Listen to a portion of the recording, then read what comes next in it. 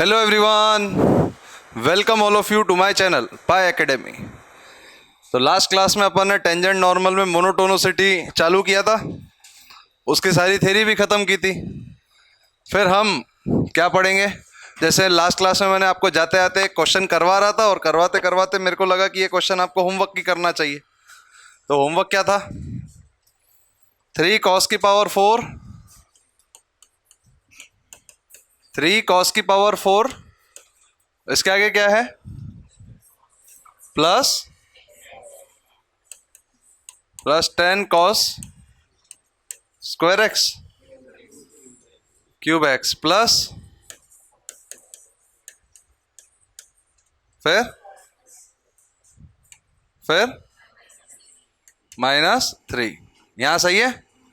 फिर अगर अपन ने सबसे पहले इसको डिफरेंशिएट किया एफ डैश एक्स, तो ये होगा 12 cos cube x minus sine x, फिर आ जाएगा 30 cos square x minus sine x, फिर 12 cos x minus sine x minus, ये तो जीरो ही होगा ना,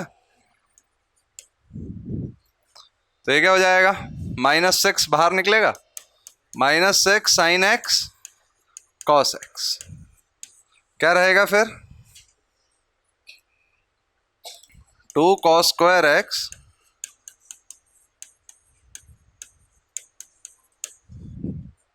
अब इसको क्या करेंगे? 4 और 1, 4 इंटू 1 4, 4 + 1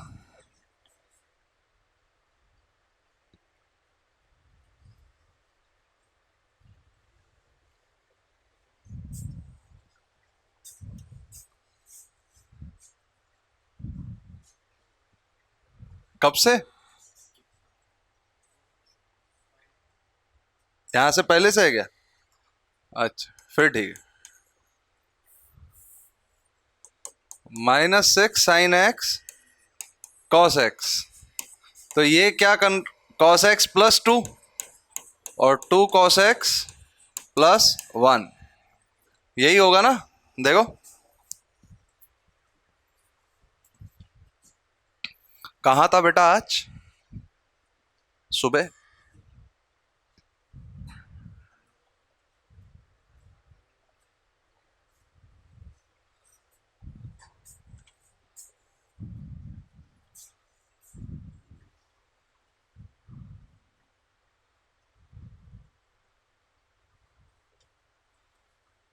वो वो चालू कर लो, वो नहीं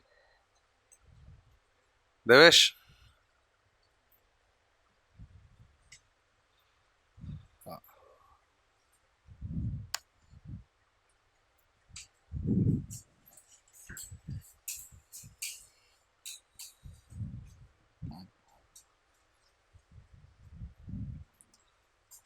फिर इसको कैसे जज करेंगे? उसने क्या बोला? 0 से पाई में देखना है।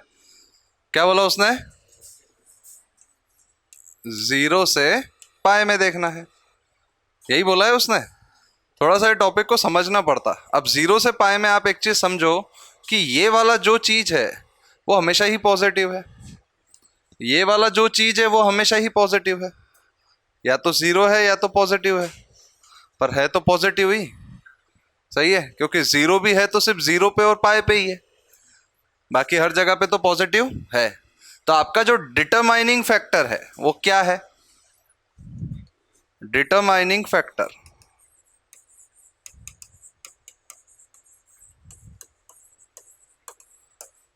है cos x minus 2 cos x plus 1। सही है, cos x 2 cos x plus 1। अब आपको एक चीज मालूम है, cos x नेगेटिव होता है सेकंड क्वाड्रेंट में, नेगेटिव इंटू नेगेटिव, बट ये भी पॉजिटिव सेकंड क्वाड्रेंट में कब आएगा? जब इसकी वैल्यू 0 से 1/2 रहेगी। बट 1/2 से 1 रहेगा तो ये आएगा क्या? -1/2 से 1 -1, तब ये पॉजिटिव आएगा क्या? तब ये नेगेटिव आएगा। आप समझे क्या? ये क्वांटिटी कब पॉजिटिव है? 2 cos x प्लस 1, ये पॉजिटिव कब है? जब cos x ग्रेटर देन -1/2 रहे। cos x ग्रेटर देन -1/2 का मतलब क्या है कि cos x बिलोंग्स टू -1/2 से 1।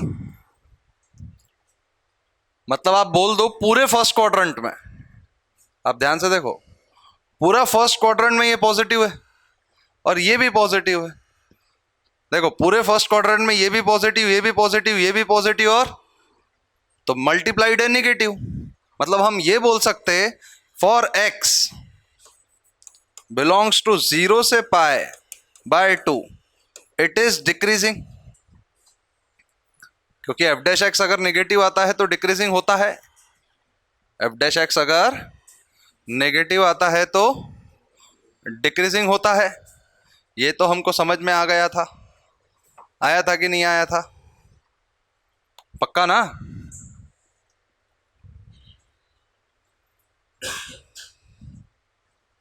आया था ना समझ में? अगर ये समझ में आ गया फर्स्ट क्वाड्रेंट में तो सब f डैश एक्स डिक्रीजिंग है। अब मुद्दा क्या है इसके पॉजिटिव होने का? सेकंड क्वाड्रेंट में ये नेगेटिव है, नेगेटिव इनटू नेगेटिव, और ये अगर ये नेगेटिव रहा तो पूरा ही नेगेटिव, ये पॉजिटिव रहा तो पूरा पॉजिटिव। अब पॉजिटिव अगर ये है तो ये इंक्रीजिंग है, और ये पॉजिटिव कब से कब रह सकता है? एक तो -½ से बड़ा। अगर अपन पॉजिटिव में देखें तो पॉजिटिव में, फिर नेगेटिव में है। जैसे पॉजिटिव में अगर अपन देखें तो 0 से 1, पॉजिटिव में अगर अपन देखें तो 0 से 1, और नेगेटिव में अगर अपन बात करें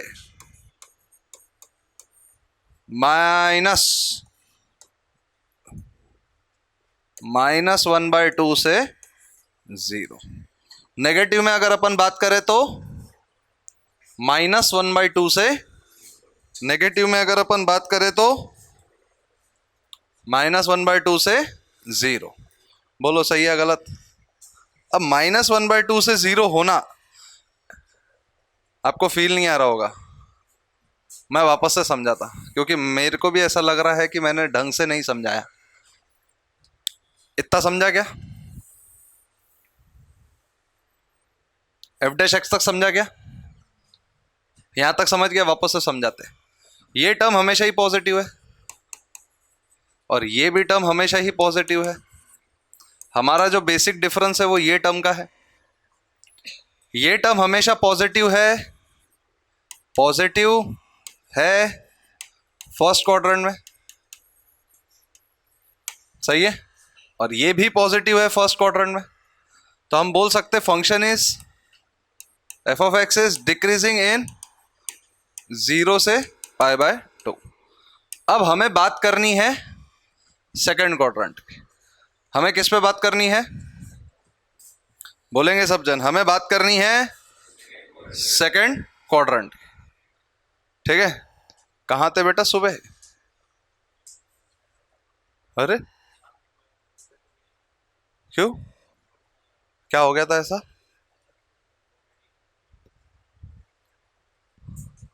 नौशिया फील होता तभी ऐसा होता ना? जैसे बस में चलना, कई लोगों को होता डीजल की स्मेल से, उनको आती नहीं स्मेल, पर वो स्मेल के बर्ड्स रहते तो वो उससे होता ही होता है।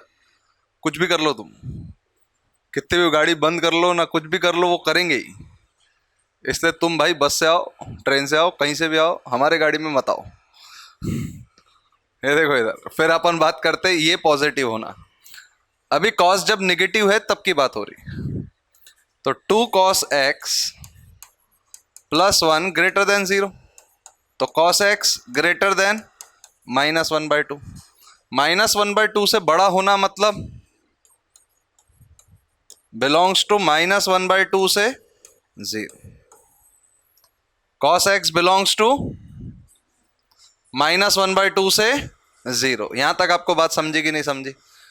यहां तक तो आपको बिल्कुल समझ में आ गई होगी पक्के से ना।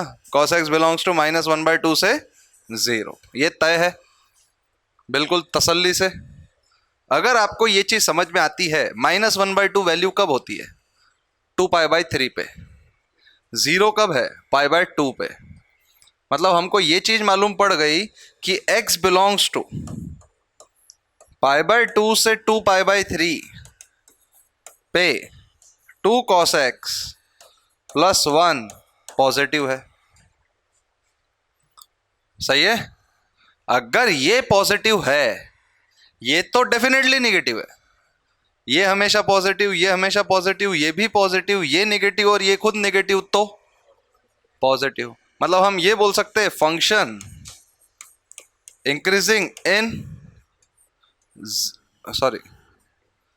π/2 से 2π/3 और f of x decreasing in 2π/3 से पाई। समझ में आया? क्योंकि ये नेगेटिव आ गया, और अगर ये नेगेटिव आता है तो negative into negative into negative is positive. सही है ना? Negative negative into negative is negative. लिख लो।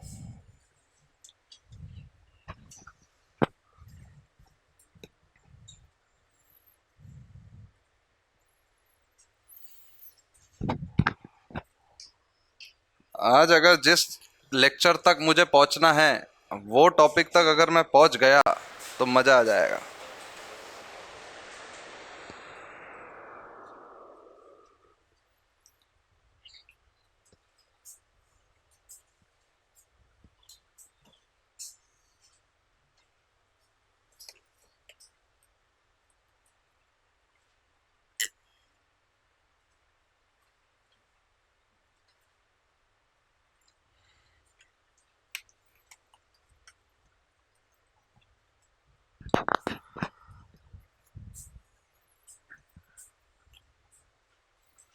लिख लिया क्या?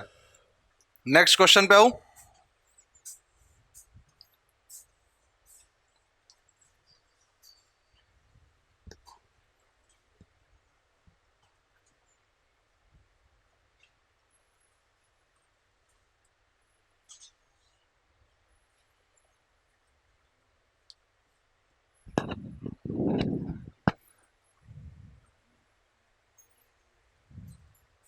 आगे बढ़ू, मिटा दूं?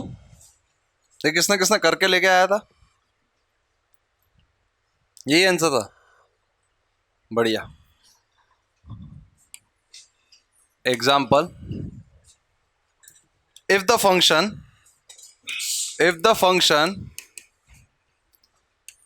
a plus 2 x³ -3ax² plus 9ax - 1 is always decreasing for all x belongs to R. Is always decreasing for all x belongs to R. Find A. Is always decreasing for all x belongs to R. Find A. Is always decreasing. Hey.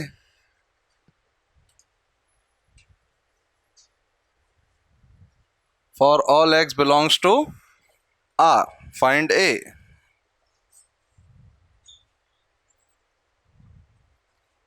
क्या लिखा तूने? For all x. X कहाँ है? हाँ, for all x belongs to R find a. आसान question है। सबसे पहले है क्यूबिक। आप पहले ग्राफ को समझो। क्यूबिक के ग्राफ कैसे कैसे होते हैं? एक तो आप हमेशा ऐसा ग्राफ बनाते हो क्यूबिक का, इस, सही है ना? ऐसा ही बनता है ना?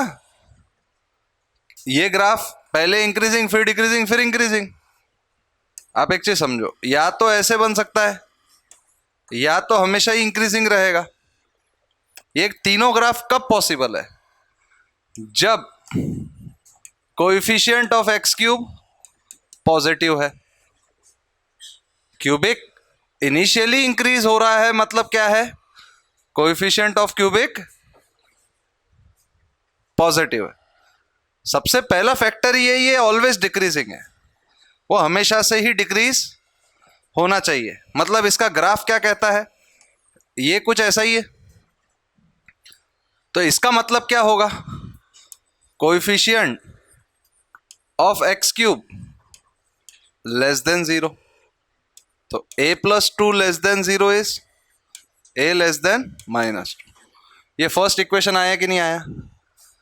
इनिशियली ही डिक्रीज होने का सबसे पहला रीजन क्या है कि भाई बोलो, डिक्रीज होने का पहला रीजन क्या है कि भाई coefficient of x cube less than zero.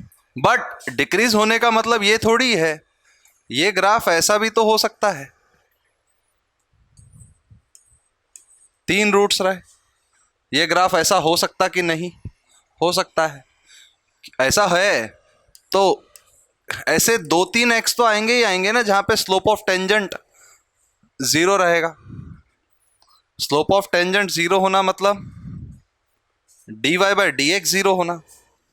Slope of tangent zero होना मतलब dy by d x zero होना। सही है गलत। तो ये चीजें आपको समझ में भी आनी को होना कि स्लोप ऑफ टेंजेंट जीरो हो रहा है।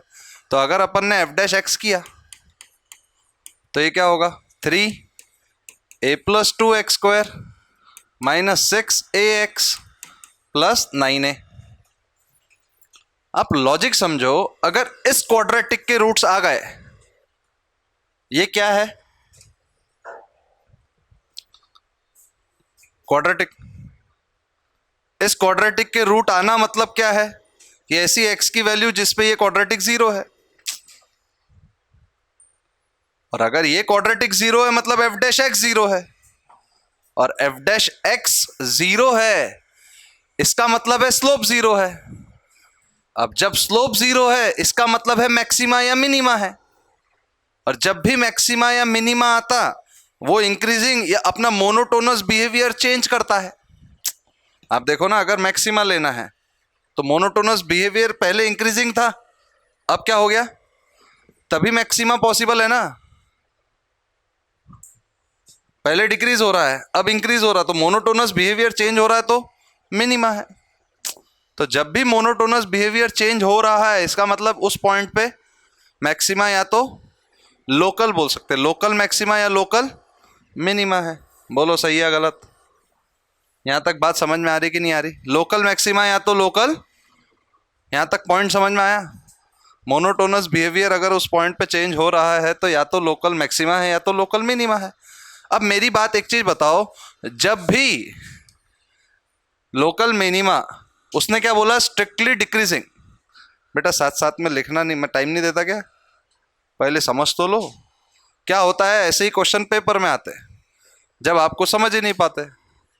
उसने सिंपल क्यूबिक का नॉलेज आपका चेक किया है क्वेश्चन में।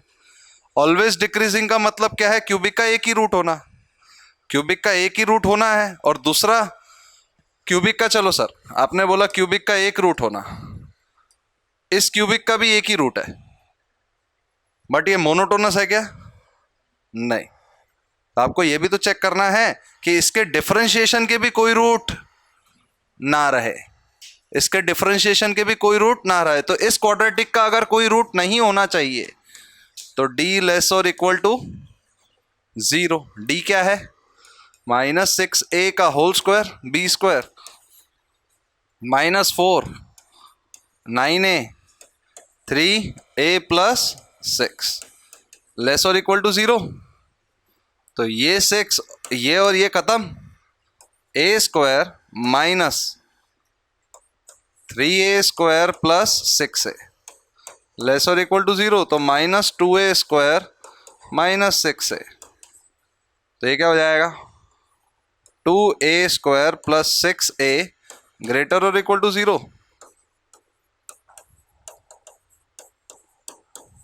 तो ए बिलोंग्स टू माइनस इन्फिनिटी से माइनस थ्री यूनियन जीरो से इन्फिनिटी, जीरो से इन्फिनिटी, जीरो से इन्फिनिटी।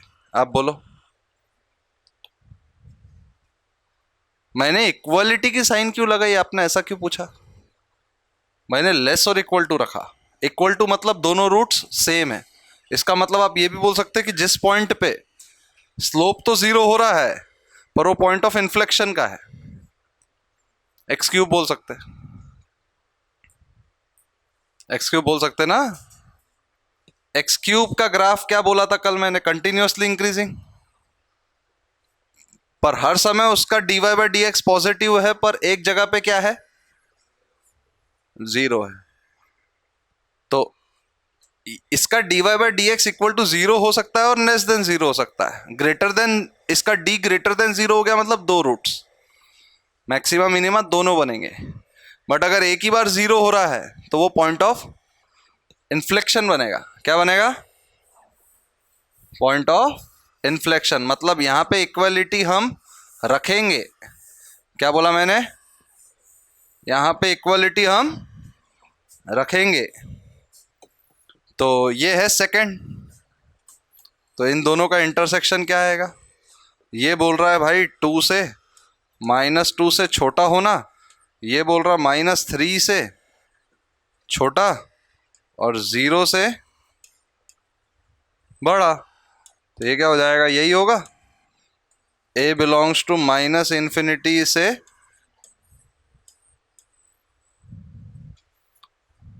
आंसर आया क्या, लॉजिक समझ में आया क्या, सारे के सारे। हाँ लिखो फिर।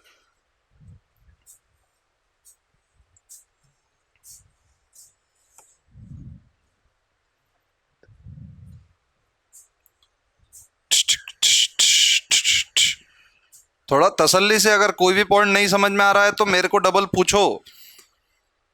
ज्यादातर क्वेश्चन इसी टाइप के रहते और कहीं नहीं रहता, और आएंगे भी इसी टाइप के। करो इसको डिफरेंशिएट, करो इसको डिफरेंशिएट। तुमने एक बार देख लेना, अगर मिस हो गया होगा तो। अभी सारे चारों के चारों अपलोड कर दिया मैंने। जिनका भी कल का मिस हुआ होगा वो अपलोड हो जाएगा रेगुलर बेस पे, ये भी अपलोड होगा।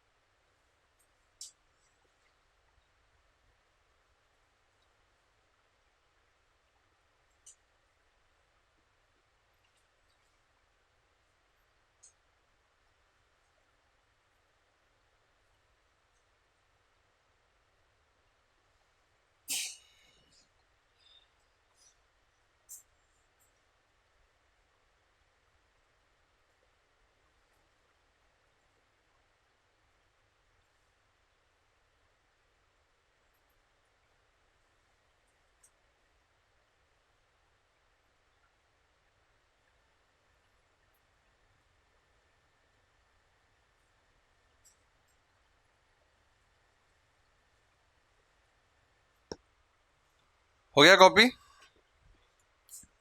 बोलो।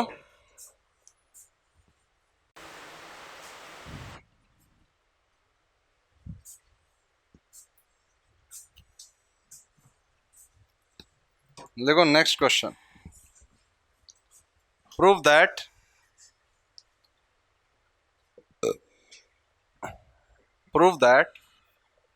मिटा दो। Prove that 2 by f of x equal to 2 by 9 x cube x की पावर 9, 2 बाय 9 एक्स की पावर 9 माइनस एक्स की power 6 minus plus 2 x cube minus 3 x square plus 6 x minus 1 is always increasing, is always increasing.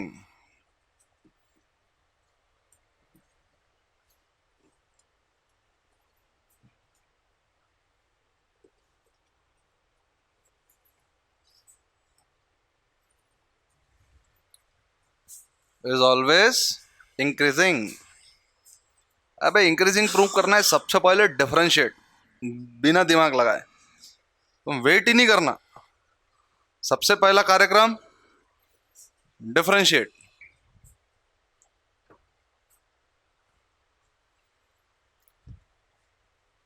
हाँ, differentiate हो गया। अब सीधा उसका जुगाड़ लगाना चालू करो।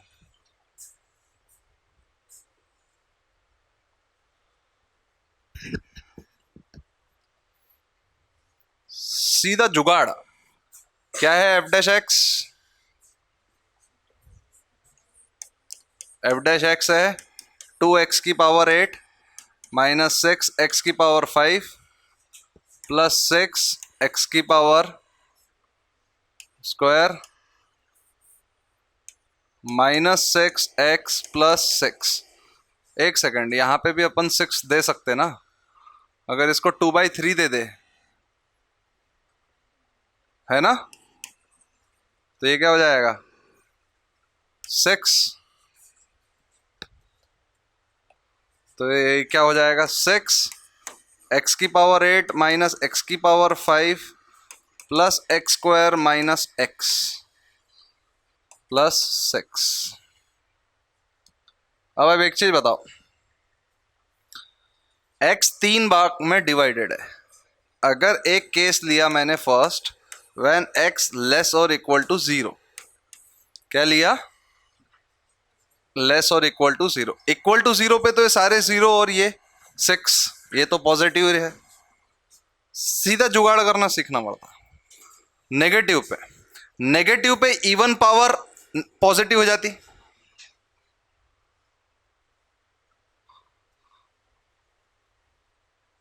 नेगेटिव पे इवन पावर पॉजिटिव, अरे मैं खुद कंफ्यूज हो गया। नेगेटिव पे ऑड पावर नेगेटिव हो जाती। तो नेगेटिव इंटू नेगेटिव, तो देखो नेगेटिव नंबर पे ऑड पावर नेगेटिव और उसको खुद नेगेटिव मल्टीप्लाइड है, तो क्या हो जाएगी पॉजिटिव। और नेगेटिव पे इवन पावर खुद अपने आप में पॉजिटिव है। तो सारे नेगेटिव नंबर्स पे तो एफ डैश एक्स क्या है पॉजिटिव। मतलब सही है। तो यहां पे सारे नेगेटिव नंबर के लिए तो एफ ऑफ एक्स इंक्रीजिंग है। अब आप एक चीज बताओ, दूसरा केस, पॉजिटिव नंबर्स में दो केसेस है। एक केस अपन ऐसा लेंगे 1 से इंफिनिटी। क्या लेंगे? 1 से इंफिनिटी। 1 से इंफिनिटी लेने का मतलब क्या है? अगर वैल्यू 2 है तो 2 की पावर 8 क्या बट ऑब्वियस है 2 की पावर 5 से बड़ी रहेगी। और 2 स्क्वायर माइनस 2 पॉजिटिव। पॉजिटिव हम बोल सकते हैं एफ डैश एक्स पॉजिटिव, तो एफ इज इंक्रीजिंग। मतलब आपने नंबर लाइन पे 0 से इधर और 1 से इधर यहां तो इंक्रीजिंग प्रूफ कर दिया। मुद्दा कहां का है? मुद्दा है 0 का। मुद्दा कहां का है? 0 का। अब देखो मैं कैसे करता। Third, when x belongs to 0 से 1, तो एफ डैश एक्स क्या है 6 1 minus x plus x square minus x की पावर 5 प्लस एक्स की पावर 8। सही है क्या लिखा मैंने? वे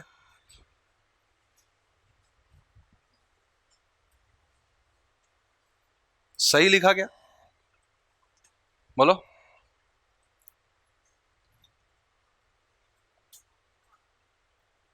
अरे बोलो। उल्टा लिख दिया ना मैंने इस इक्वेशन को। 6 1 minus x plus x square minus x की पावर 5 प्लस एक्स की पावर 8। अब मैं दो दो टर्म्स को देखूंगा।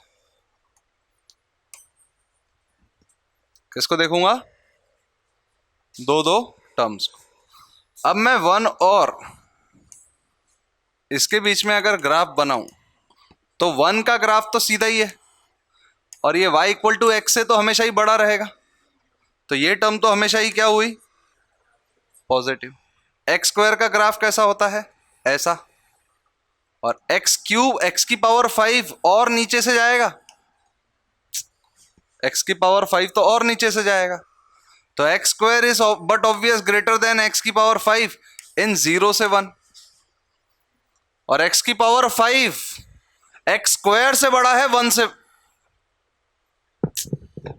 डेसिमल में कम पावर वाला ज्यादा बड़ा रहता है एज कंपेयर टू ज्यादा पावर वाला। आप देखो ना, 0.2 बड़ा है या 0.2 स्क्वायर बड़ा है।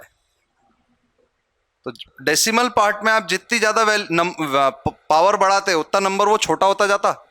तो एक्स स्क्वायर की बट ऑब्वियस वैल्यू ज्यादा बड़ी रहेगी एज कंपेयर टू। तो ये भी टर्म क्या हुई, और ये भी क्या है, पॉजिटिव ही है। तो हमें तो सिर्फ पॉजिटिव से मतलब है ना। तो एफ डैश एक्स क्या हुआ, मतलब f dash x, sorry f of x, f of x क्या हुआ, इंक्रीजिंग।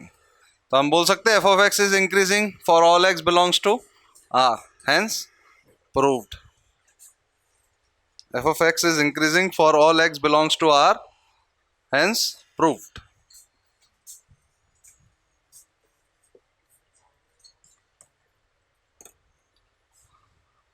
कॉपी करो इसको। यहां तक समझ में आ गया सब कुछ। अब लिखो greatest and least value of a function. Greatest and least value of a function. Greatest and least value of a function.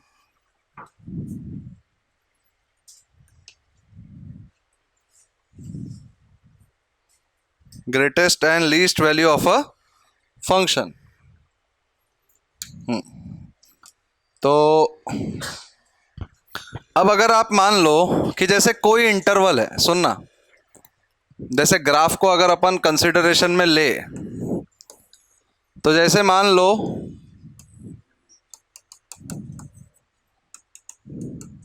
ए से बी है, तो इस ड्यूरेशन में ग्रेटेस्ट वैल्यू क्या है आपके हिसाब से? एफ ऑफ ए है क्या? एफ ऑफ बी तो डेफिनेटली होगा, नहीं है? ऐसा कोई सी है जिस पे ग्रेटेस्ट वैल्यू है? ऐसा कोई सी है जिस पे ग्रेटेस्ट वैल्यू है? सही है गलत? ऐसा कोई सी है जिस पे ग्रेटेस्ट वैल्यू है। लिख लेना, if a continuous function y equal to f of x, थोड़ी सी बाजू में जगह छोड़ देना, और इसमें लीस्ट वैल्यू क्या है? F of a. If a continuous function y equal to f of x is strictly increasing, अरे बाजू में जगह छोड़ना ग्राफ की, ऐसे पेज को ऐसे लिखो कि सच दैट बाजू में ग्राफ बन जाए, और यहां लिख भी लो, is strictly increasing in closed interval a to b. क्या बोला उसने? Function is strictly increasing in closed interval a to B.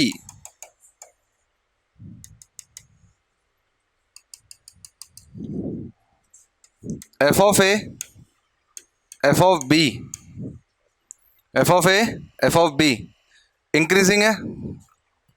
Increasing है? बोलो, क्लोज्ड इंटरवल में। अगर ये इंक्रीजिंग है तो इसकी लीस्ट वैल्यू क्या है? Least value is f of a, और maximum value is f of b.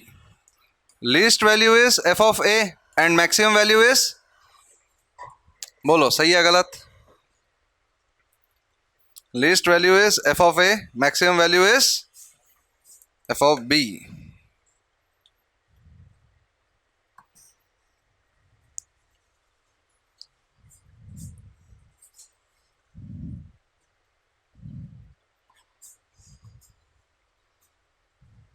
अब इसी में दूसरा केस आपने क्या लिखा? If f of x is strictly increasing. इसी में दूसरा case, if f of x is strictly decreasing. If f of x is strictly decreasing.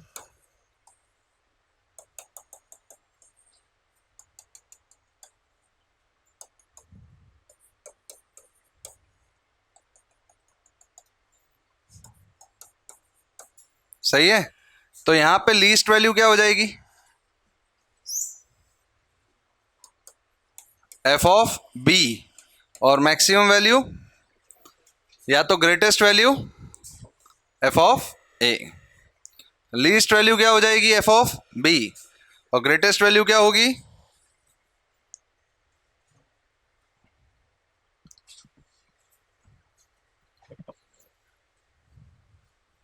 फिर इसमें केस थर्ड लिखना, बना लिए क्या? इसमें केस थर्ड लिखना,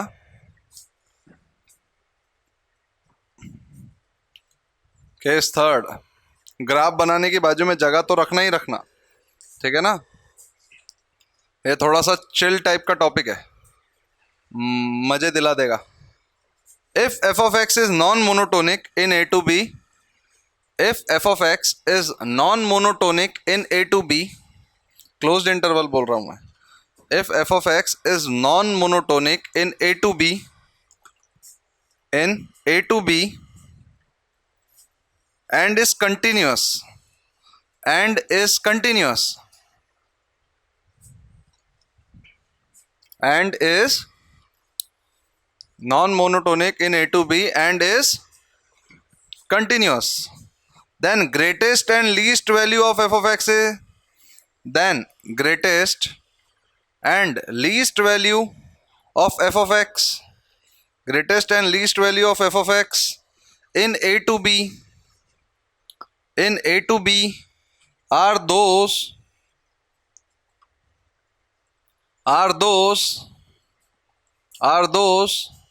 where f dash x equal to 0, are those where f dash x equal to 0, और अगर वो भी ना हो और f dash x does not exist, ऐसे लिखते हैं f dash x does not exist को, f dash x does not exist, f dash x does not exist or at extreme values, or at extreme values.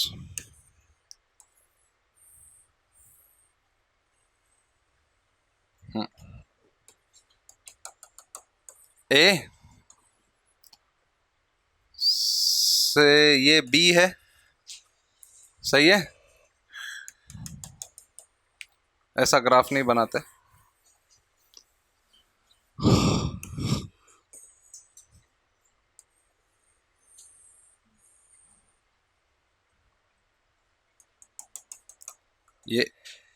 ये B, ये D, ये सी और ये ए.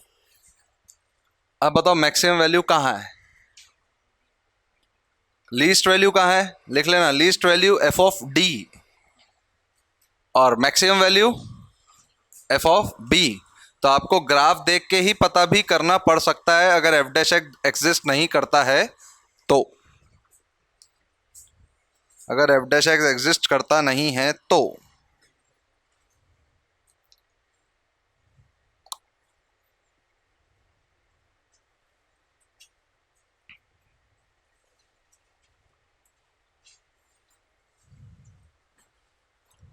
हो गया?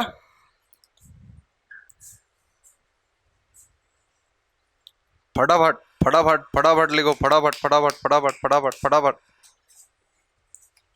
Find the greatest and least value of F of x, find the greatest and least value of F of x, x square minus 4x plus 3 in -5 to 5, in -5 to 5, x square minus 4x plus 3 in -5 to 5. ऐसे ना मुझे, simple continuous function है, differentiate करो -5 से 5. इसमें आपका पूरा factor किस पे डिपेंड कर रहा है, किस पे डिपेंड कर रहा है, किस पे, क्वाड्रेटिक पे. आपको इतना तो मालूम है एक्सपोनेंशियल हमेशा ही पॉजिटिव रहता है, एक्सपोनेंशियल आपका पूरा का पूरा फैक्टर डिपेंड कर रहा है क्वाड्रेटिक पे.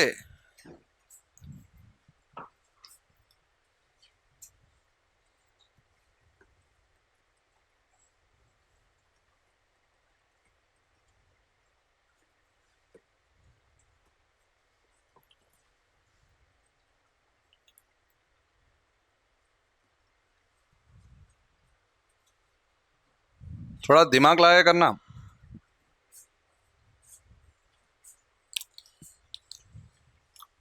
मैं तो बोलूंगा क्वाड्रेटिक का ग्राफ बना दो। आपका सवाल आधा तो वहीं, आधा क्या पूरा ही खत्म। थोड़ा प्लॉटिंग के साथ क्वाड्रेटिक का ग्राफ बना दो। छोड़ो exponential exponential. X square minus 4x plus 3, x square minus 4x, तो इसका ग्राफ कैसा बनेगा? इसके रूट्स क्या है? 1 और 3। इसके रूट्स क्या है? 1 और 3। 3 के पास है 5, यहां है -5, तो -5 पे जो वैल्यू रहेगी वो 5 पे इधर तक ही रहेगी। आपको मालूम है एक्सपोनेंशियल क्या होता है? जैसे आपने एक चीज देखा होगा, e की पावर x का आपने देखा होगा, जैसे जैसे x बढ़ता है वैसे वैसे जितना ज्यादा x उतना ज्यादा e की पावर x। ये देखा कि नहीं देखा?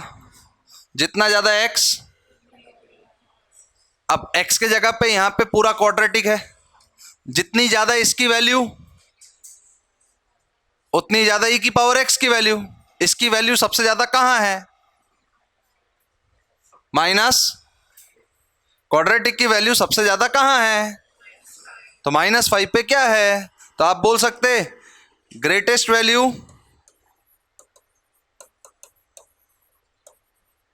Eight x equal to -5। तो f ऑफ -5 क्या है?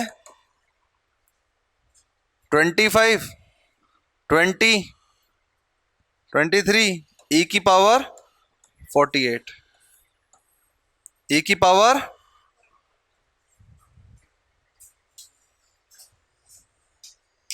e की पावर, हाँ लिखो।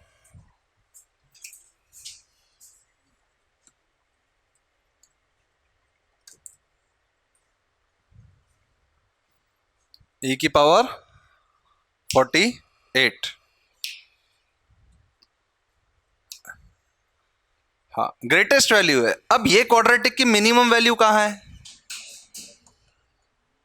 कहीं इधर ही है, 2 पे ही होगी। अगर आप इसको डिफरेंशिएट भी कर दोगे एफ डैश एक्स, तो वो तो ऐसा का ऐसा, और 2x माइनस 4 ई की power x square minus 4x plus 3, और ये जीरो कहाँ होता है? 2 पे। तो लीस्ट वैल्यू कहाँ पे मिलेगी आपको? x equal to 2। तो एफ ऑफ 2 क्या है?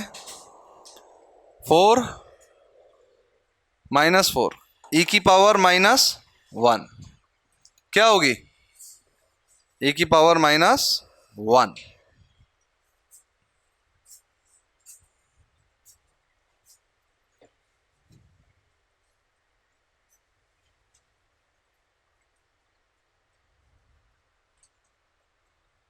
हो गया क्या? आपको समझ में आ गया? बोलो। हो गया खत्म? आगे बढ़ू? क्वेश्चन कॉपी कर लिया? थोड़ा ढंग से समझो एक एक चीज। e की पावर x पे क्या होता है? ऊपर x, जितना ज्यादा x उतनी ज्यादा e की पावर x, है कि नहीं? तो ऊपर है क्वाड्रेटिक, जितनी ज्यादा क्वाड्रेटिक की वैल्यू उतनी ज्यादा e की पावर की वैल्यू। तो सबसे ज्यादा क्वाड्रेटिक की वैल्यू -5 पे है और सबसे कम 2 पे है। आपको सिर्फ इतना ही पता करना है। लिख लिया? अब लिखो, find greatest and least value of the function, find greatest and least value of the function, find greatest and least value of the function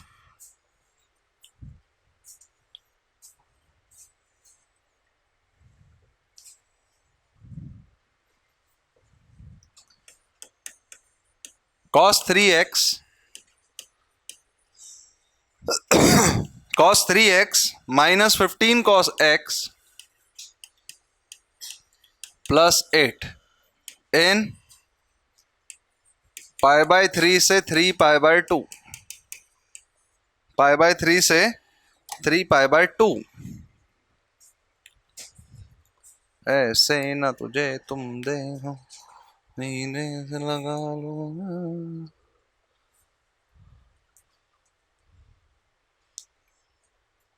3 π/2 देने का मतलब क्या है उसका? π/3 है, तो ये -1 से 1/2 ही है। देखो ना, कॉस की वैल्यू, कॉस का ग्राफ क्या होता है?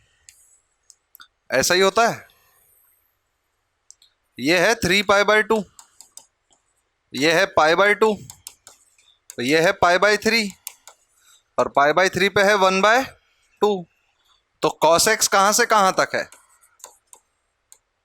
-1 से 1/2। सबसे पहले तो आप ये ध्यान रखो, cos x कहां से कहां तक है? -3 से, सॉरी, -1 से 1/2। इससे ज्यादा cos x ले सकता क्या? नहीं। आपको ये चीज भी ध्यान रखनी है साइमल्टेनियसली। कॉस में बात कर रहा है वो, किस में बात कर रहा है?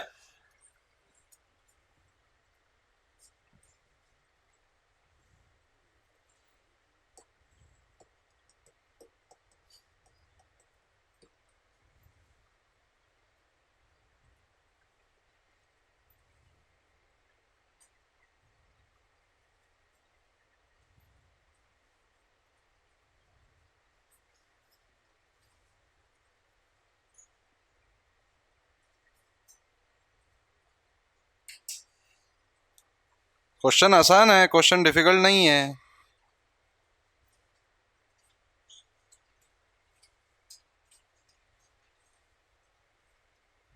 मैं बात करूं, मैं बोलूं? क्वेश्चन अगर डिफरेंशिएबल है तो आपका f'(x) काम कर जाएगा।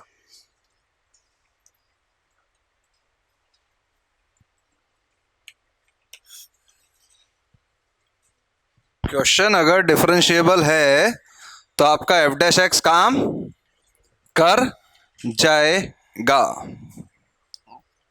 आपका f'(x) काम कर जाएगा।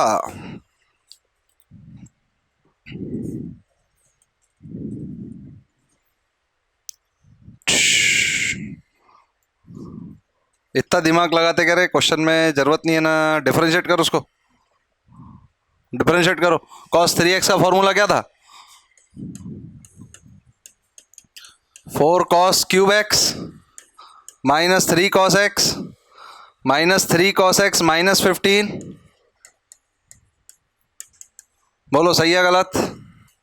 फिर आएगा f'(x), क्या हो जाएगा? 12 3cos² x -sin x, फिर minus of minus plus 18 sin x। 8 का डिफरेंशिएशन क्या होगा? 1। सही ना? 8 का डिफरेंशिएशन क्या होता है? 0। कितना अच्छा लगा सुन के। अब आप ध्यान से देखो, अगर मैंने 6 sin x कॉमन निकाला, क्या निकाला? तो अंदर क्या रहेगा? -12, सॉरी, -2 cos² x +3। cos² की ज्यादा से ज्यादा कितनी औकात है? cos की ज्यादा से ज्यादा कितनी औकात है? 1। तो -2, वहां +3 एडेड है, वहां क्या एडेड है? तो ये नंबर तो हमेशा ही, ये नंबर तो हमेशा ही, और साइन, साइन कहां तक पॉजिटिव होता है? फर्स्ट और सेकंड क्वाड्रेंट, थर्ड क्वाड्रेंट में निगेटिव। तो आप ये बोल सकते हैं कि यहां π/3 है, से 3π/2 है। आप ये बोल सकते π/3 है और ये 3π/2 है। अब बीच में आता है पाई, यहां से यहां तक फंक्शन क्या है? इंक्रीजिंग। और यहां से यहां तक फंक्शन क्या है? डिक्रीजिंग। आपको समझ में आया? आप एक चीज देखो ना, जहां साइन पॉजिटिव वहां फंक्शन इंक्रीजिंग, और इंक्रीजिंग है तो π/3 पे मिनिमम वैल्यू रहेगी पाई पे। तो पाई पे क्या है? कॉस -1। अरे कॉस पाई पे क्या है भाई, -1 माइनस प्लस 18 प्लस 8 26, 26 -4 22, पाई पे इसकी वैल्यू क्या है 22, सही है। पाई बाई 3 पे कॉस क्या होता है 1/2, पाई बाई 3 पे कॉस क्या होता है, तो 1/2 मतलब -9, -9, अरे 1/2 2 -9 प्लस 8 -1, -1। अब ये क्या है 1/2 पे 1/8 और 4 इंटू, तो 1/2 हो जाएगा, तो 1/2 -1, 1/2 -1, तो ये क्या हो जाएगा -1/2, तो यहां पे है वैल्यू, तो यहां से यहां तक जा रही है इंक्रीजिंग, और 3π/2 पे कॉस क्या होता है 0, सीधा ही 0, तो ये हो जाएगा सीधा 8, ये हो जाएगा सीधा 8, क्या हो जाएगा 8, क्या हो जाएगा 8, ये हो जाएगा सीधा 8। तो आप इतना समझिए कि इसकी मिनिमम वैल्यू कहां पे है π/3 पे, और वो है -12, और मैक्सिमम कहां है पाई पे, वो है 22, लिख लीजिए, लिख लीजिए।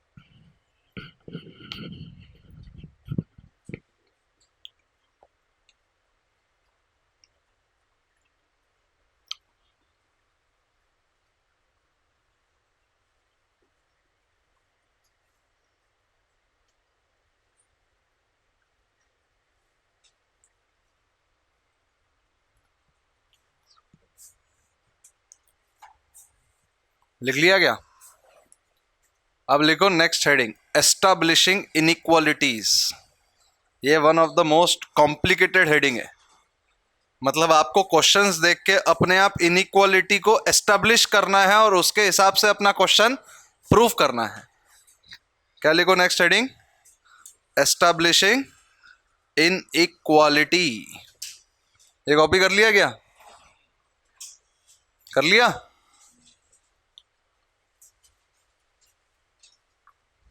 Establishing inequality.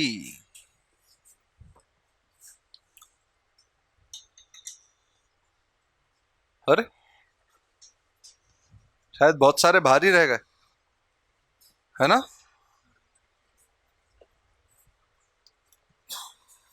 एक 5 पे स्ट्रिक्ट रहना, समझ गए ना सब जन।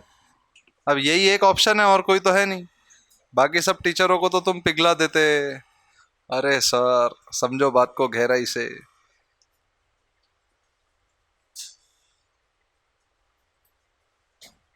आता ना मैं एक 5 को एग्जैक्ट, आज तो कैमरा भी सेटअप करना था, वो लास्ट इंस्टेंट पे क्या बोलते हैं उसको, काम आ गया, नहीं तो सीधा चालू ही होता ऐसा। एक 5 मतलब एक 5,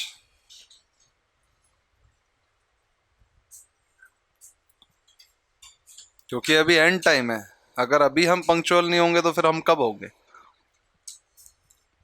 हो गया, स्टार्टिंग में जो करना था कर लिए। लिखो,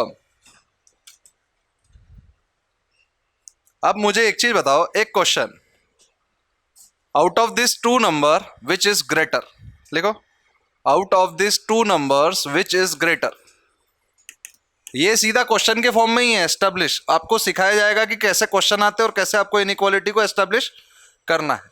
out of this two number which is greater,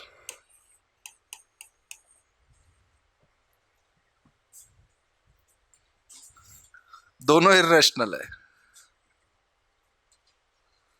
और ये आसान है, ऐसा डिफिकल्ट नहीं है, बट आपको इसको देख के समझना है कि कौन सा नंबर बड़ा है कौन सा नंबर छोटा है।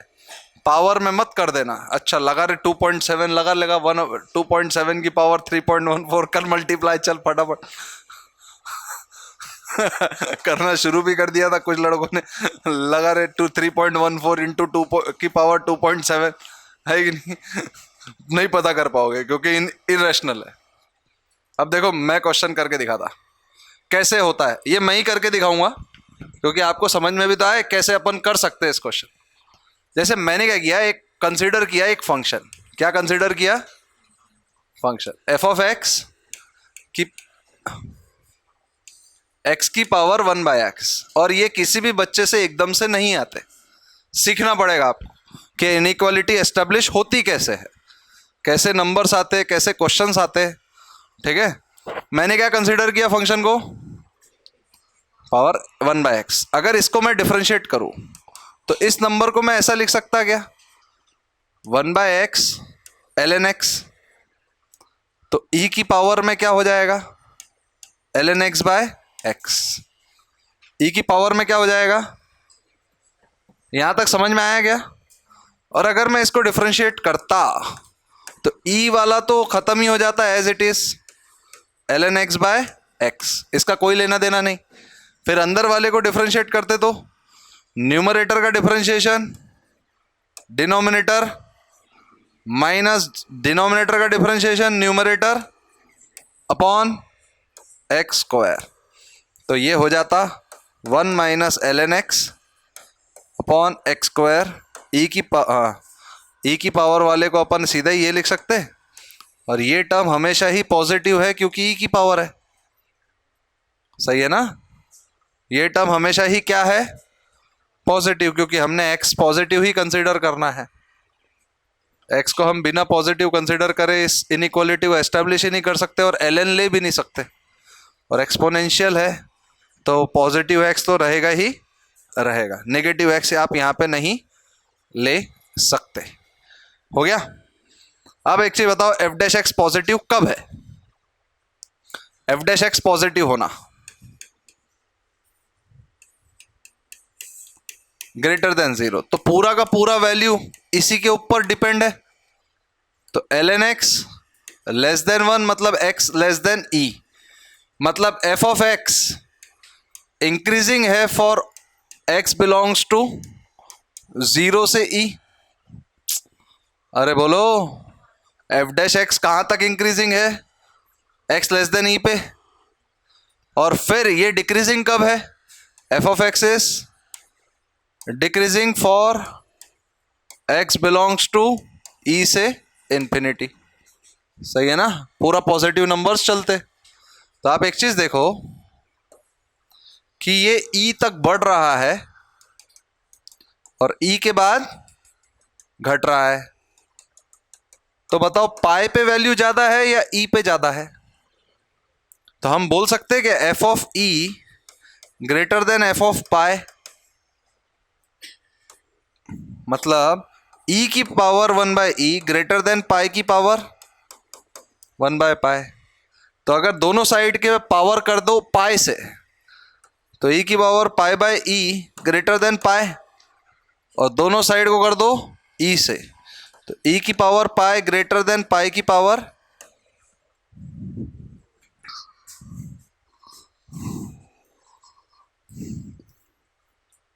आया क्या समझ में। इसमें ऐसा भी कर सकते थे, पाई क्या है, सॉरी ई क्या है, ई क्या है 2.7 समथिंग, तो आप 3 और 4 दो नंबर कंसिडर कर लिए, 2.3 कंसिडर कर लिया, 2.3 की पावर 1/3.2 और 3.2 की पावर 1/2.3, ग्राफ डिक्रीजिंग है तो 2.3 वाला ज्यादा रहेगा एज कंपेयर टू 3.2, ऐसा है। तो इस टाइप के क्वेश्चन बहुत सारे मिलेंगे आपको, और ये जनरल है, तो आपको इस टाइप के कहीं पे भी क्वेश्चन मिलते हैं तो आपको इसी तरीके से उसको सॉल्व करना है, बिना सोचे बिना समझे, ज्यादा दिमाग नहीं लगाना।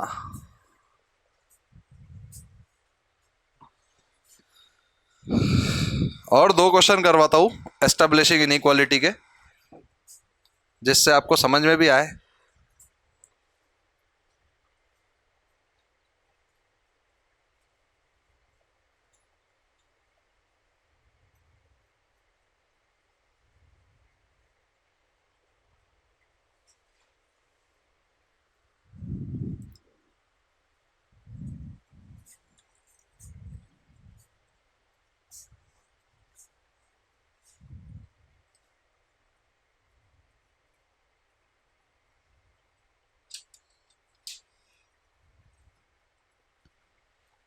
हो गया क्या?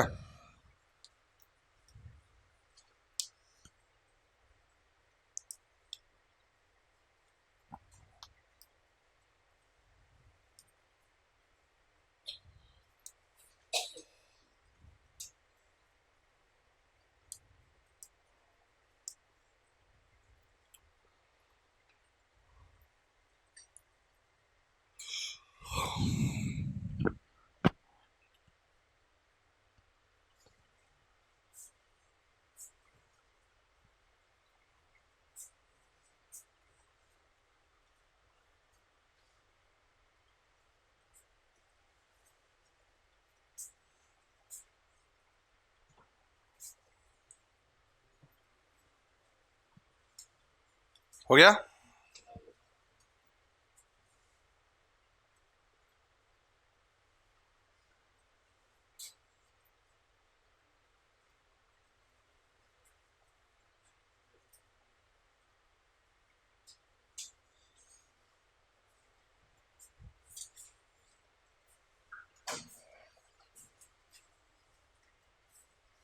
हो गया, देखो। Prove that two sine x, ये कॉपी कर लिया क्या? Two sine x plus 10x greater और equal to 3x। Two sine x plus 10x greater और equal to 3x for all x belongs to 0 से π/2। For all x belongs to 0 से π/2।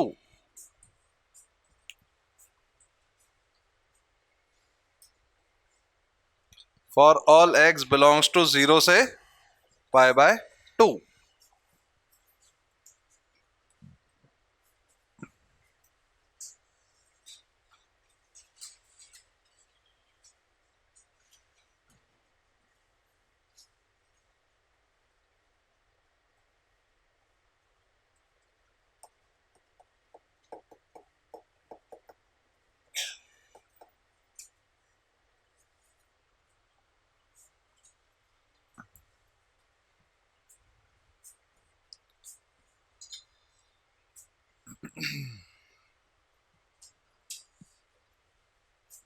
Simple, इस type के questions को आपको एक ही तो तरीका है सीखने का।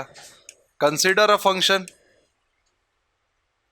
Equal to 2 sine x plus 10x minus 3x।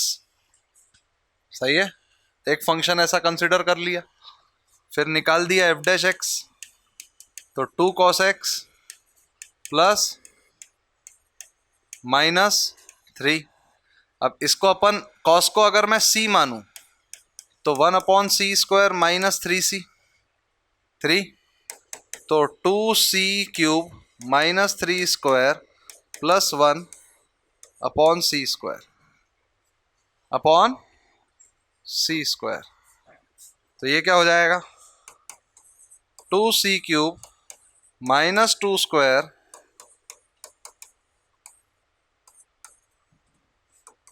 तो 2c² c -1 -1 c² -1 upon c²। तो ये क्या हो जाएगा? c -1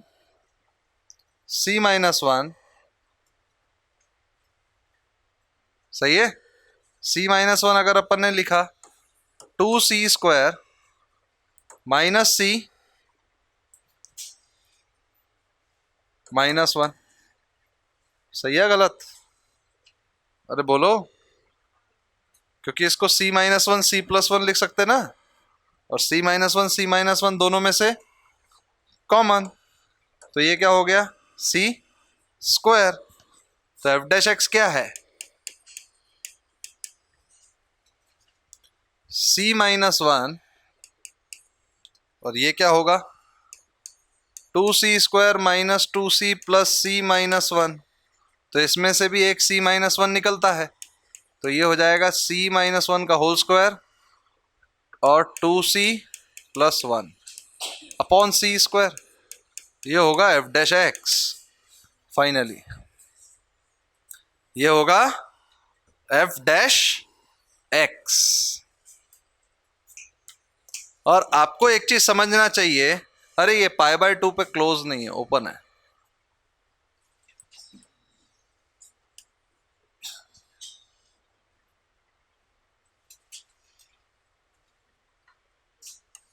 ओपन इसलिए है क्योंकि cos 0 हो जाता है π/2, जो कि हमें कतई बर्दाश्त, इसीलिए ओपन है।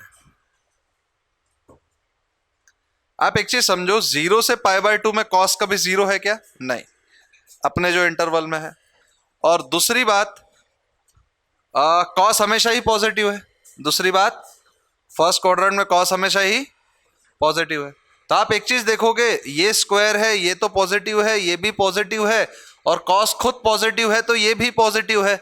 मतलब f dash x greater than 0 for all x belongs to 0 से π/2। F dash x greater than 0 for all x belongs to π/2। सही है ना? अरे बोलो, f dash x greater than 0 for all x belongs to 0 से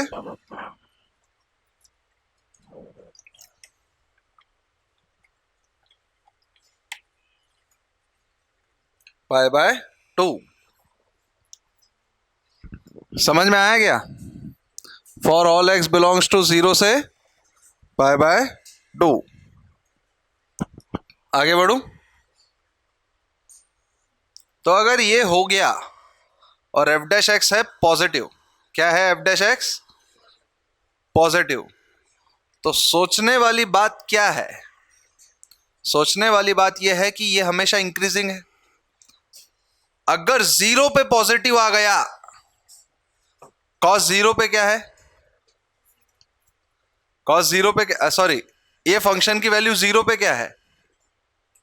0। ये फंक्शन की value 0 पे क्या है? और उसके बाद तो ये 0 से π/2 में हमेशा ही बढ़ेगा। तो इसकी वैल्यू 0 पे 0 है, और बाद में π/2 पे क्या है? π/2 पे डिफाइंड नहीं है, इन्फिनिटी है। कुछ भी कर लो आप, π/2 पे इन्फिनिटी होगा। सही है ना? क्योंकि tan आ गया। तो आपको ये मालूम है 0 से π/2 में ये इंक्रीजिंग है, तो आप ये हमेशा बोल सकते हैं f of x is always greater और इक्वल टू 0 इन 0 से π/2। तो अगर ये ग्रेटर और इक्वल टू 0 है, मतलब 2 sin x plus 10x always greater और इक्वल टू 3x। सही है ना? ये ऐसे आपने इनइक्वालिटी को एस्टेब्लिश किया, एफ डैश एक्स से उसको इंक्रीज किया, और उसके बाद आपने इसको सीधा सॉल्व किया।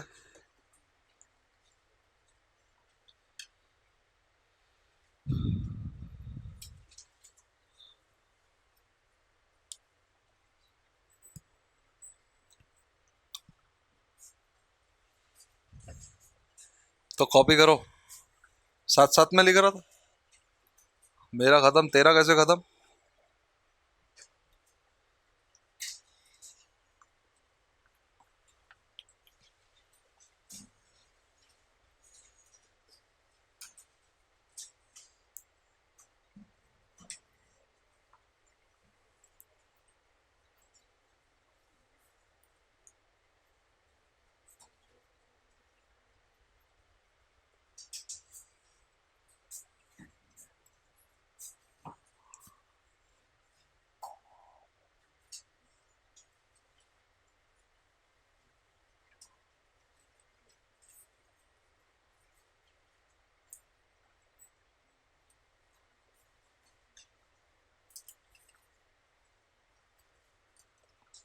कॉपी कर लिया क्या?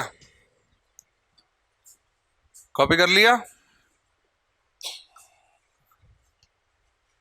लिखो, find the set of values of x for which, find the set of values of x for which ln 1 plus x greater than x plus 1 plus x, greater than x plus 1 plus x, ln 1 plus x greater than x upon 1 plus x। India की match कब है? किसके साथ?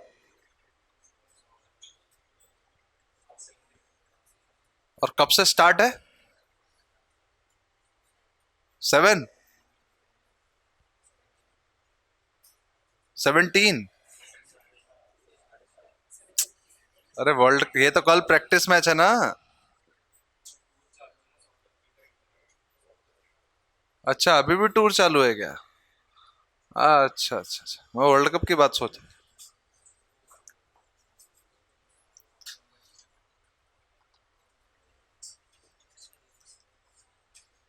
इस बार क्या लग रहा, कौन जीतेगी?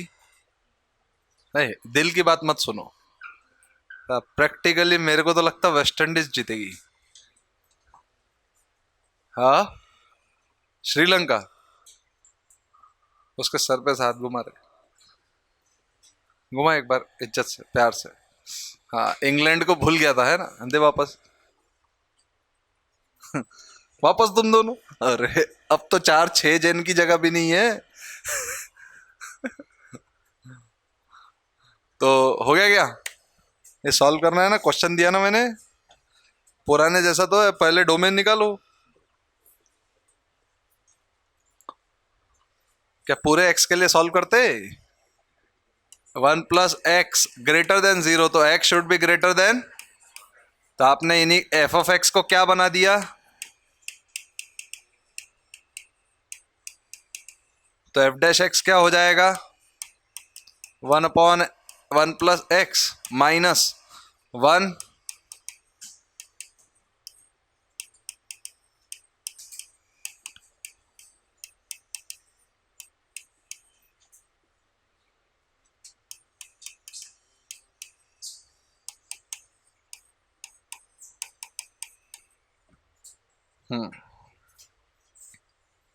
यहां तक तो अपन ने सीधा,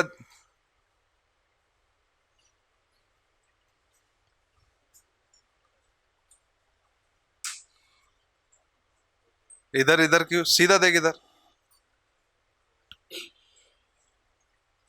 पूरा कंसंट्रेशन इधर होना। 4 क्वेश्चन आते डिफरेंशियल कैलकुलस के, मजाक में मत लेना ये टॉपिक, और सब इसी में से आते।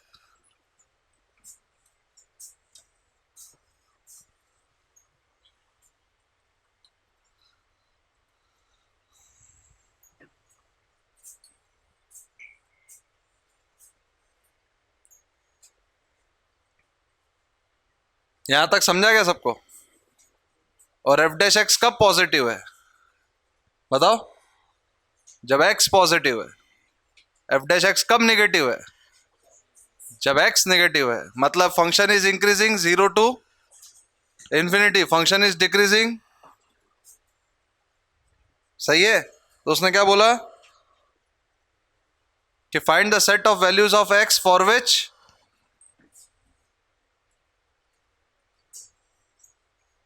फंक्शन इंक्रीजिंग है। फंक्शन इंक्रीजिंग कब है? एफ डैश एक्स कब पॉजिटिव है? For all x belongs to 0 से इंफिनिटी। एफ डैश एक्स कब नेगेटिव है? -1 से 0। सही है गलत? -1 से 0। तो एफ ऑफ 0 पे क्या है? ln 1 और 0। 0 पे तो 0 ही है ना। यहां से यहां तक फंक्शन डिक्रीज हो रहा है और यहां से यहां तक इंक्रीज हो रहा है। यहां से यहां तक इंक्रीज हो रहा है। तो मेरे हिसाब से अगर फंक्शन डिक्रीज हो रहा है और एफ ऑफ 0 पे 0 है, 0 तक तो वो डिक्रीज हो रहा है और 0 के बाद वो इंक्रीज हो रहा है, तो आपके हिसाब से फंक्शन पॉजिटिव कब है? हर समय। अरे फंक्शन पॉजिटिव तो हर समय ही है ना, क्योंकि उसकी मिनिमम वैल्यू जीरो है। एफ डैश एक्स जीरो कहां हो रहा है? जीरो पे। और जीरो पे वैल्यू क्या आ रही है उसकी? जीरो। तो डिक्रीज होके जीरो तक जाएगा, फिर वापस इंक्रीज हो जाएगा। तो एफ ऑफ एक्स पॉजिटिव कहां से कहां तक है? -1 से जीरो, यूनियन जीरो से इंफिनिटी। इक्वलिटी की साइन दी क्या उसने? नहीं। तो इसका आंसर क्या है?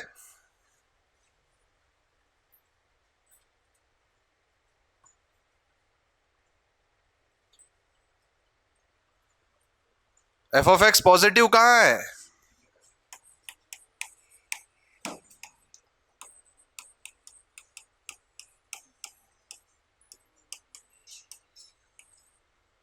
सही है। तो ये क्या होगा?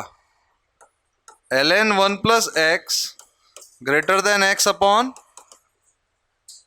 ln एक्स हमेशा ही पॉजिटिव है ना, क्योंकि उसकी मिनिमम वैल्यू ही क्या है? जीरो है ना।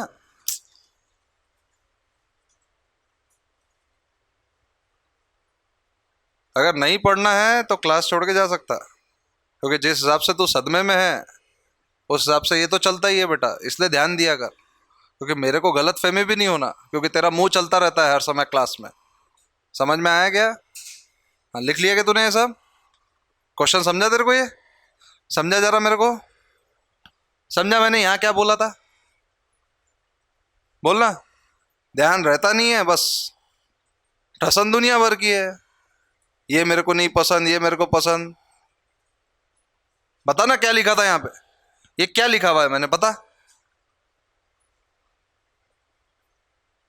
ध्यान देंगे तो पढ़ाई भी होगी, ठसन तो सब धरी की धरी रह जाती है 1 सेकंड के अंदर।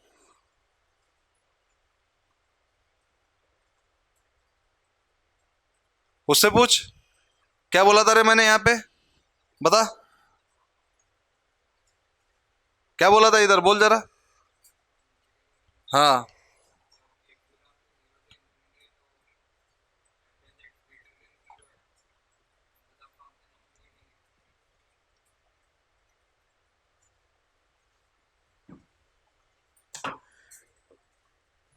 पढ़ाई करो, बातें तो दुनिया ही करती, कुछ नहीं रखा ठसन में। इंसान को बहुत फ्लेक्सिबल रहना पड़ता, बहुत फ्लेक्सिबल। कब क्या सिचुएशंस आती तुम्हें मालूम ही नहीं। 2010 की बात है, सच बता रहा, जेई का paper one of the toughest आया था केमिस्ट्री का, जबकि आधे से ज्यादा बच्चे केमिस्ट्री को अच्छा करके जाते for clearing the JEE exam. और जो हालत खराब हुई थी ना, लिटरली बता रहा, अच्छे अच्छे की मतलब हिल गए थे अंदर से, क्योंकि फिजिक्स वो छोड़ के गए। क्या होता है जनरली, दो सब्जेक्ट बच्चे अच्छा करके जाते हैं, या तो फिजिक्स मैथ्स, केमिस्ट्री मैथ्स, या तो केमिस्ट्री फिजिक्स। मैथ्स को छोड़ देते कहीं ना कहीं एक लेवल तक, छोड़ते मतलब वो एवरेज स्टेट पे रहता है। अब उसमें ऐसा हो गया, दो आ गए टफ। टफ मतलब एक एवरेज पे टफ थे। जो कट ऑफ गिरा था,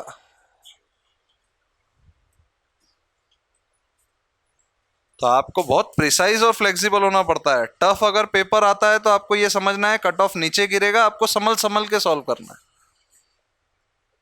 आपको ये नहीं कि आपको अगर हर एग्जाम में 300 आ रहा है तो उसमें भी 300 आएंगे, ऐसा जरूरी नहीं है। उसमें 200 भी आ सकते हैं। रैंक मेंटेन होना, इस एग्जाम्स में रैंक मैटर करती, मार्क्स नहीं। और तुमको टफ लग रहा है तो दुनिया को टफ लग रहा है, तो आराम से सॉल्व करो। ये सब इजी थोड़ी है चीजें।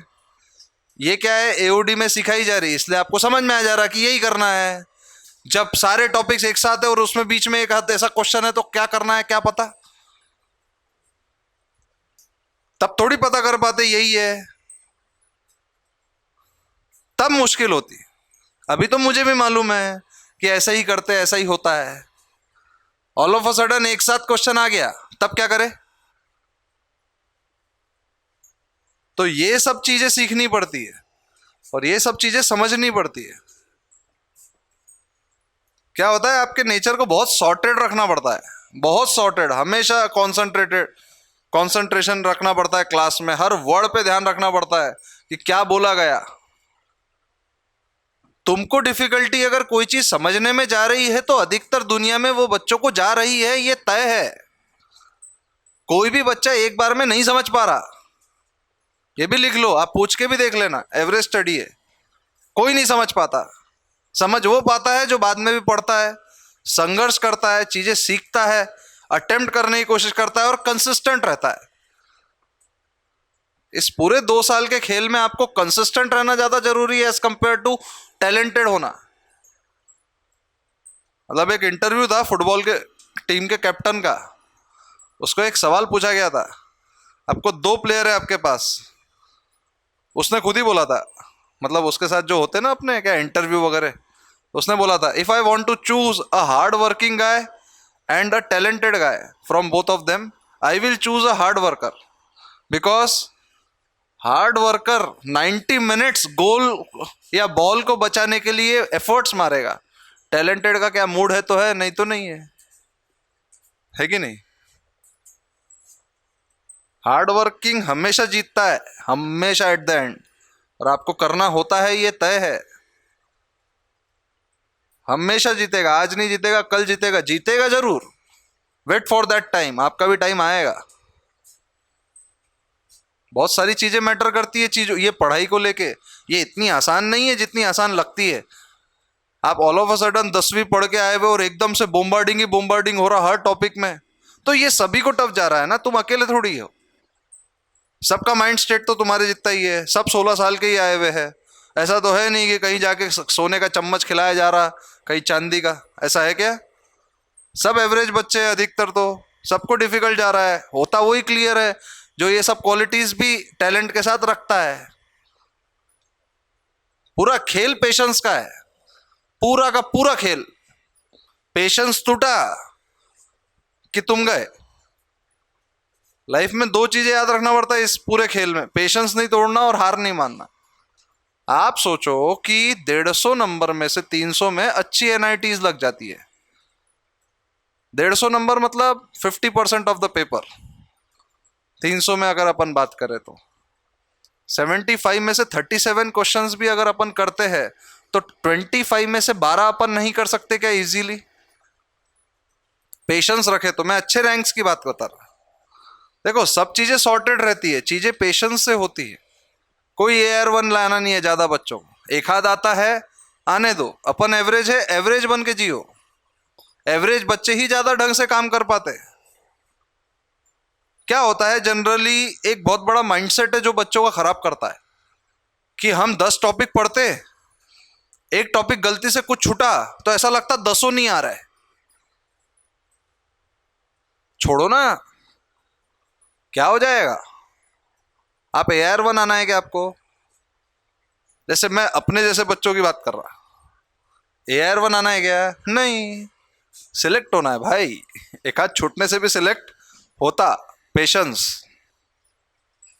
आया क्या पॉइंट समझ में? तो थोड़ा माइंड को कूल रखो। हो गया ये। नेक्स्ट लेक्चर में रोल्स थ्योरम है और लैग्रेंजेस थ्योरम है, मीन वैल्यू थ्योरम, और ये काफी इंटरेस्टिंग थ्योरम है। जैसे अपन ने IVT पढ़ा था ना, इंटरमीडिएट वैल्यू थ्योरम और एक्सट्रीम वैल्यू थ्योरम, कंटिन्यूटी में पढ़ा था ना, वैसे ही AOD के 2 थ्योरम्स है, रोल्स थ्योरम और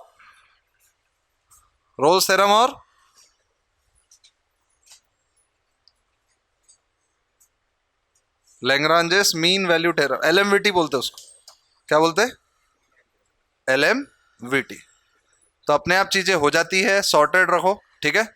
तो इसके बाद अपन नेक्स्ट लेक्चर में ये 2 थ्योरम्स पढ़ेंगे, फिर उसके बाद जो नेक्स्ट लेक्चर रहेगा वो लास्ट टॉपिक रहेगा, that is maxima and minima, ठीक है।